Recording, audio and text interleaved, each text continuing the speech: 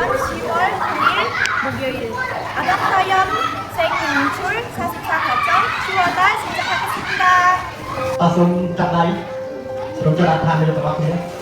kalian juga bercerita semua hukum untuk juga dan juga berbeda sama hukum Jadi hukum macam hal hukum atau hukum yang tadi hukum yang mahal hukum yang macam besok di luar cepat begini saja